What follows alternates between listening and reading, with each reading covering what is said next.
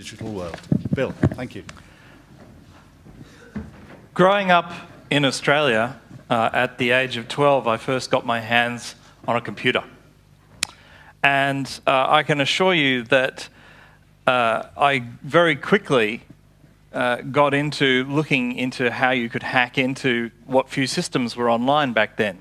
And I had a group of friends who were hackers. And I probably would have ended up in trouble if I was any good at it. However, I wasn't that good at it, but I did get quite good at programming.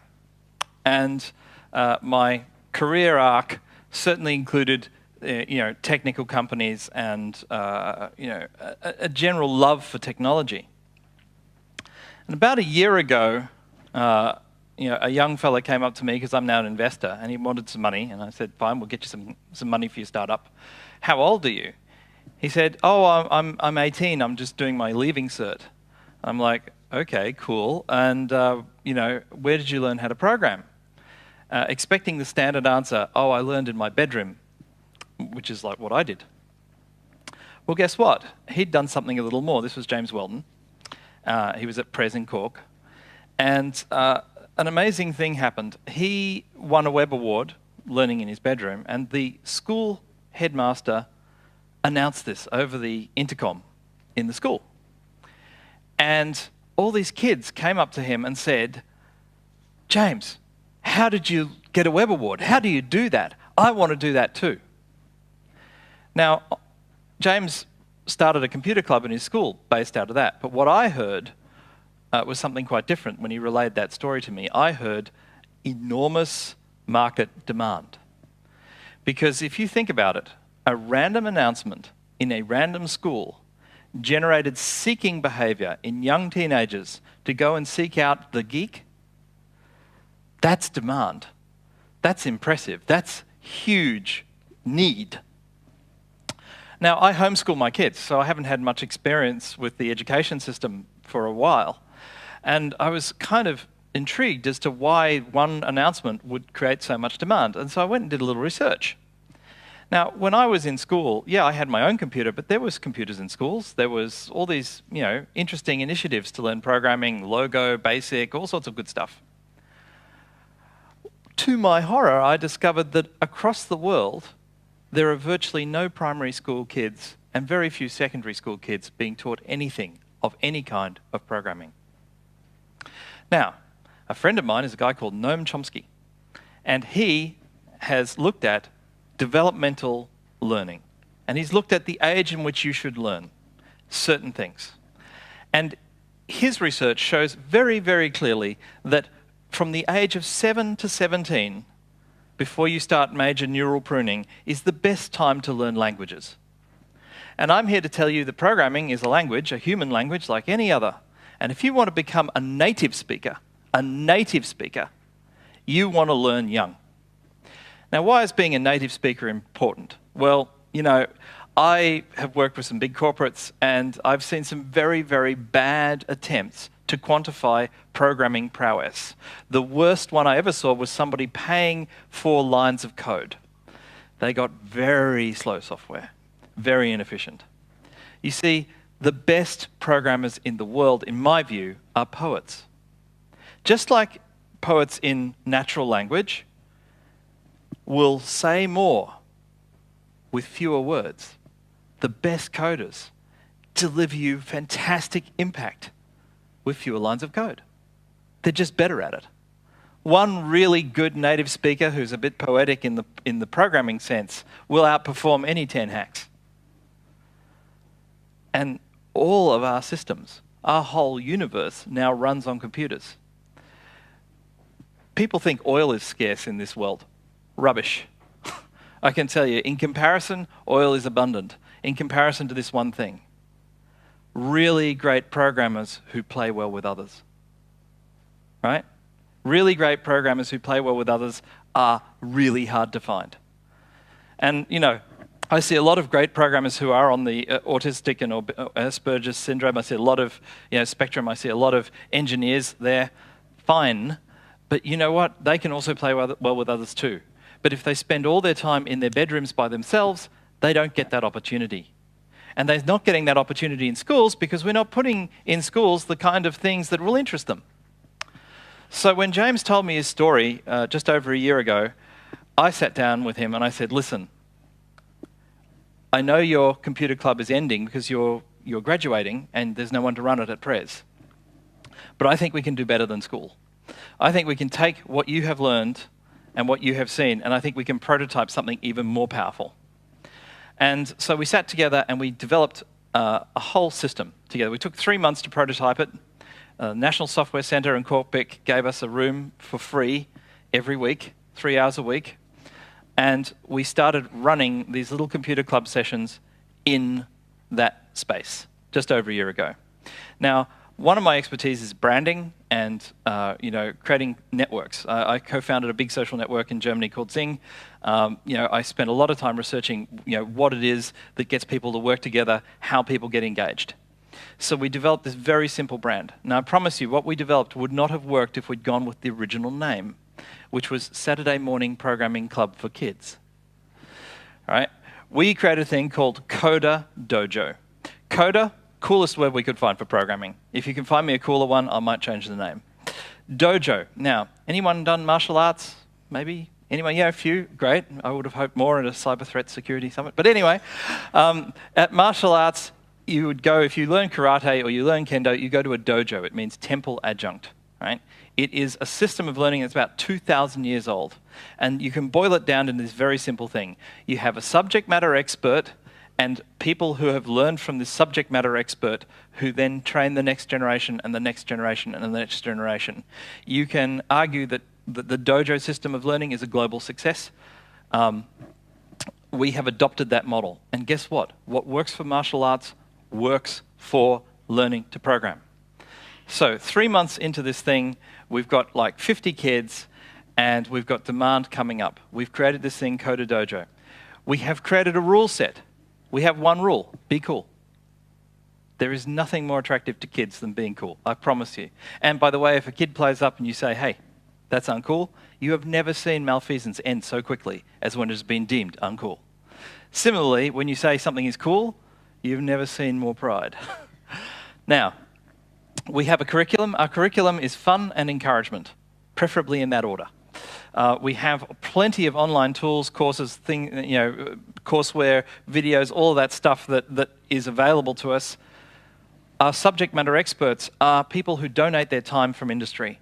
Programmers, the same guys who might be using their instincts to support Anonymous are also the same people who are coming into Coderdojos, and instead of teaching malfeasance, they're actually helping kids out with coding problems.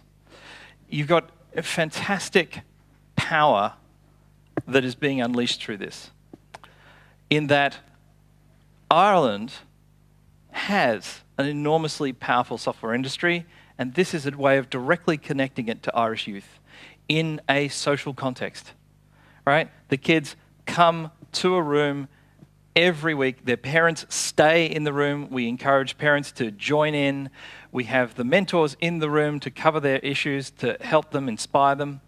3 months into our program, Harry Moran, young 12-year-old kid, becomes the youngest successful Apple app developer in history, launching his app PizzaBot. Since that year has been up, we now have, in just over a year, 130 dojos worldwide. On the 26th, we are launching Coderdojo Silicon Valley in partnership with Microsoft in their headquarters in Silicon Valley. This thing is taken off. There are roughly 8,000 kids now studying computer science in Coderdojos aged 7 to 17.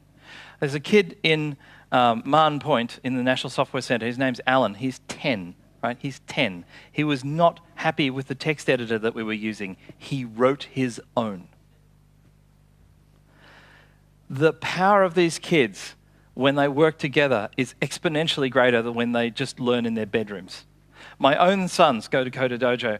I caught my son the other day sitting at the kitchen table discussing with my second son the formulas on Wikipedia denoting Newtonian motion. And I said, Liam, what are you doing talking about Newtonian motion? He said, oh, I've built this little game and I want to code an algorithm so that every time you click on the screen, you create a planet that orbits another planet, and I want it to work right. He hand-coded the algorithms. He's 17. I was shocked. If you want to see it, 2d.cm. He's put it up online with the source. It's very cute. A lot of fun. The whole Coderdojo movement works for free. And I mean free. There is no business model. There is no central control. We have a website, coderdojo.com, coderdojo.com. You can go there.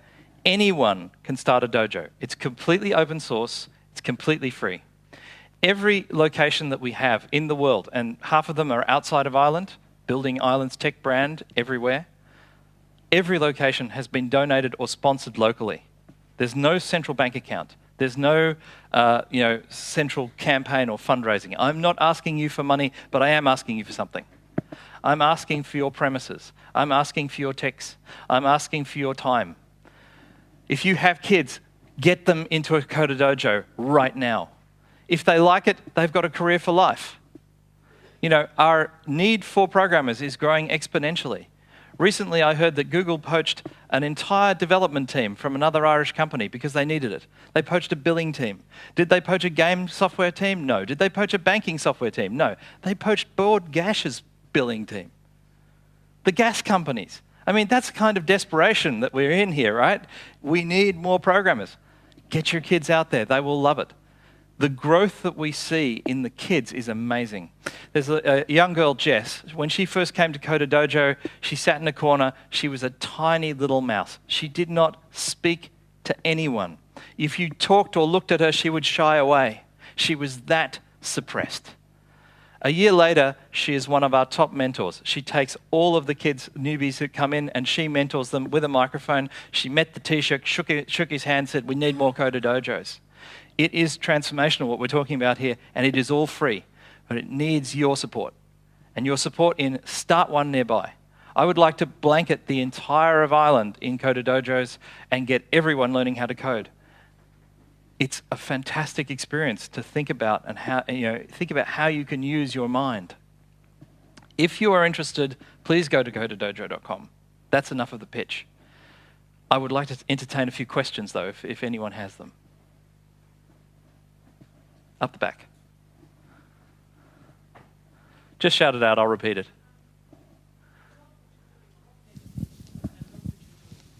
What I am concerned, and I know concern is the right word. Yes. But when the kids that you have now become 18, yes, they want to go to college. I'm a bit scared. They'll say, college is not for me. I'm not going to do computer science. I'm going to keep doing what I always did. And my classes then are going to suffer. So I'm just wondering what the reaction to that is. Okay, so you're worried that kids are going to be so successful that they don't need to go to college? Yep. I have to say, part of me, as a high school dropout, goes, cool. But the other part of me is sensitive to the risk that parents would, and kids would miss out on other opportunities. We have plenty of dojo mentors who encourage college enormously. And in fact, we've gone a little bit of a step further. We have offered at Marne Point and in Dublin to train the science teachers of Ireland in how to code and how to teach coding for free. We have gotten into the ICS and the new curriculum talks, and we have offered everything that we have as open source because we want to support education in general. So I don't think that we are disencouraging college. In fact, several of our Coderdojos are in colleges. UCD, Trinity, UCC, CIT, and the kids actually get to see what college life is like. And I think any kid that hangs around with other college kids has a tendency to want to go there. So I'm not actually that concerned. And if they do decide not to, I'm also not concerned. Because, frankly, little Alan at 10 has a queue of people wanting to hire this kid. I keep telling them, don't bother. By the time he's old enough to be hired, he will have had an exit. Because the kid's already programming out his ears. Other questions? Out the back there. Hey, Bill. Love what you're doing. I think it's fantastic. By the way, it's not just me. It's we, right?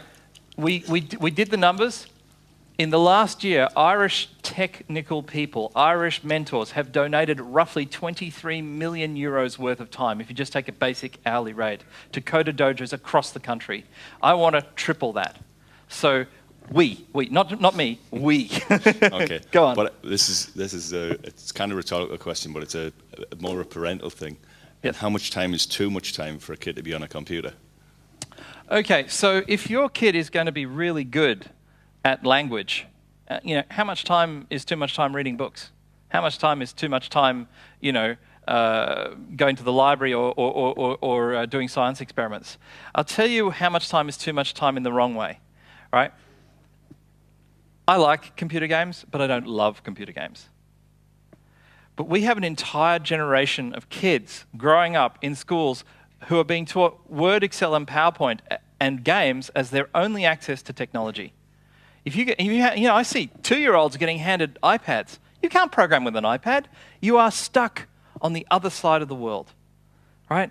We call those kids that don't get that, we call those people who don't get the ability to reach in and change the world, we call them muggles, right? Because they haven't got access to the magic.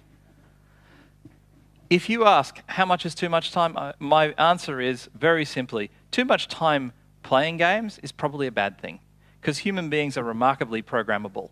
And game developers are really good at that. And that's how they make their money. So I'm not going to deny that. That's how they entertain you. They program you to get an endorphin rush when you do stuff. But in my view, it's program or be programmed. And I think time spent programming, figuring stuff out, I just do not stop my son. If he's going to sit there and play, Halo all day, I'm going to have a problem with that. But if he's going to figure out the physics behind Newtonian geometry and can code the algorithms, I'm just going to go, yes, do it. Up the back. How you doing? Really love the idea of what you're doing, and it's great. But the age group you're talking about, 7 to 17, that's when they become adolescents, become mischievous. And as Paul says earlier on, if there's something on the internet that's valuable, the criminals will attack it. How are you going to protect these children from being attacked by criminals? They come to Coderdojo every week. They come to a real physical space and they meet in the real world with their parents. If there is a safer environment for kids to interact, I don't know one that is. And we have one rule, be cool. And I can tell you, we are very, very clear that being criminal is uncool. And all of our kids, I know, will tell you that. I've got a couple of 17-year-olds in Cork started their own business, Dharma Software. They're actually doing web design. Why would they want to be vulnerable to a criminal when they're making their own money? That's the unleashing of creativity is a much better protection in my view. And if you want to look at how do you really reach out to the future hackers in the world, simple. Get them together and have them learn to be really good, functioning, fun, enjoying life kids. Then they're not vulnerable anymore. I notice that criminals prey on the vulnerable. The vulnerable are the socially isolated. If you're going to be socially isolated, what better way than only learning how to program in your bedroom by yourself? I've been there. I have literally been there. I escaped because I wasn't good enough, but that's not a good excuse. Right? It is much better to bring these kids together and have them learn socially. Another question? Hi. Just a quick question for you. Oh, there's a mic here. Thanks very much. As you said yourself, you're obviously looking at potential future programmers, and I suppose not wanting to sound like a security stiff, but do you also encourage things like encouraging security by design at such a young age? Oh, absolutely. We have people coming in, and I would love if the least thing you could do, if you're a computer security expert, come to a Coderdojo and volunteer 1 hour a year to do a little lecture on cybersecurity. We would welcome you. The kids are fascinated by this stuff. I had a lady come in who said, look, all I know is database design. Would the kids be interested? They were riveted to her talk. I couldn't believe it. 7, 8-year-olds just drinking in every word. Oh, that's how we create the database so we can keep our high score tables. Fantastic. Kids are absolutely, they're sponges. They're interested in everything. So come on down.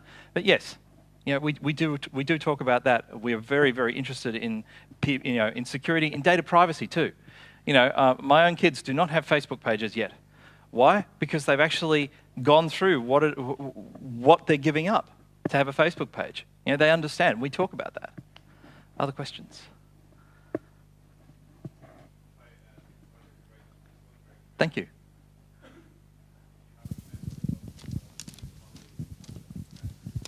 Okay, so there's a big debate between our mentors about quality control. I am an unschooler. I believe in child-led learning. If you look at Sir Ken Robinson's talks on RSA Animate, you look at Sugata Mitra's talks on TED, you can see the power of child-led learning. I don't believe that a solid curriculum is actually going to ever be as effective as a child-led learning curriculum. I mean, we have kids learning Node.js, right? How many courses in Node.js are there in the world today at any college? And we've got lots of kids learning Node.js. So, for us, it's a learning environment more than it is a teaching system. It's got to be fun. That's why the curricula is fun and encouragement. That said, we're having a big mentor moot in Limerick in the not-too-distant future. All the mentors from around the country are coming, and we're going to look at sharing all the best practices we have. Now, we're also interfaced to the ICS and the new programming curriculum that they're trying to come up with. And so we're trying to exchange backwards and forwards. And we're also working on more formalized curricula to help with teachers in schools. So it's a definite thing that we're working on, but I don't have a definitive answer. The only answer I can give you that is definitive is I have a lot of kids who come every week who are having a wild time and they are producing amazing stuff.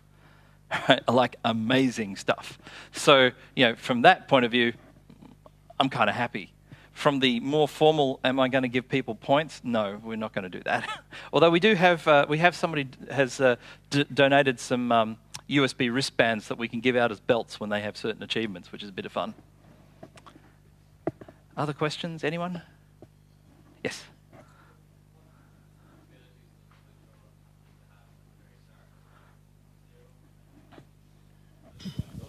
What abilities do they need to start with? Yep. They need to be able to use a keyboard just enough so that they can type is usually enough.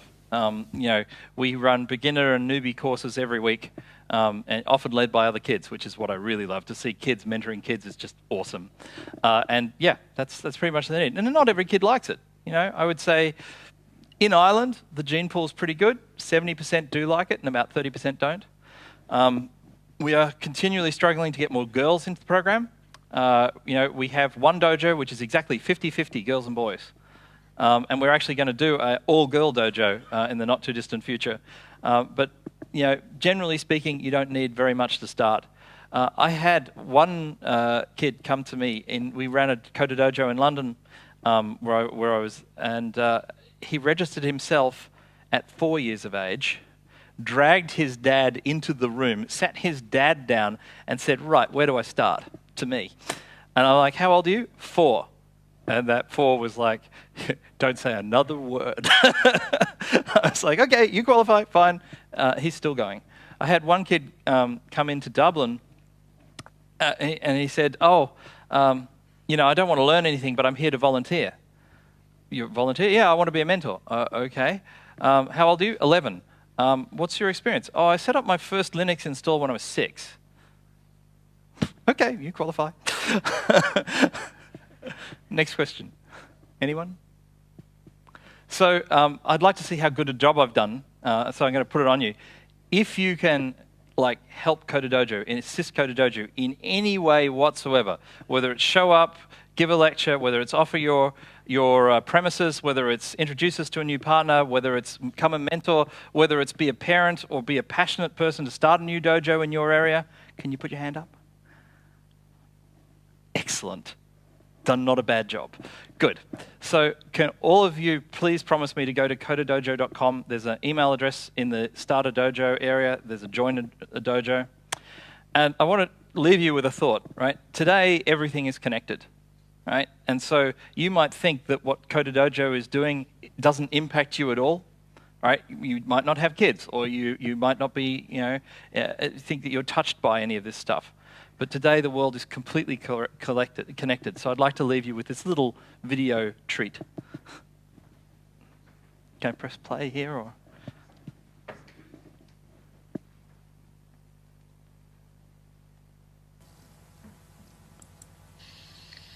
Yo, listen up. This is your home. It's the only one you got. This place is pretty, but you can't live there. You can't even get there. So I repeat, this is your home. It's the only one you got. Cherish it, protect it. It's the only one you're gonna get. These guys, they're your neighbors. They ain't going away, they ain't leaving. You have to get along with them. So you have to learn to share. You have to get along. You have to learn to get along. Because they are your neighbors, they're not going away. Okay, all this stuff, the animals, the waters, the sky, the ground, the bugs, the fish, the tacos, the people, they're all connected. Everything is connected. They all depend on one another. If you ignore that, you're doomed. Repeat, doomed. Okay, so listen up. It's all one. Not two worlds, not three, one. Just one. So get it in gear. Remember, all is one. Okay? Hit it. So thanks, guys.